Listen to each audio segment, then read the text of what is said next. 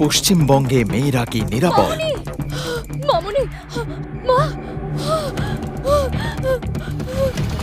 মামুনি, মামুনি,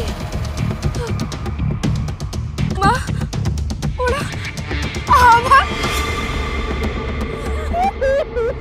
আর কত ভয় নিয়ে বাঁচতে হবে? এবার পাল্টাতেই হবে। নারী নির্যাতনে পশ্চিমবঙ্গ ছারখার।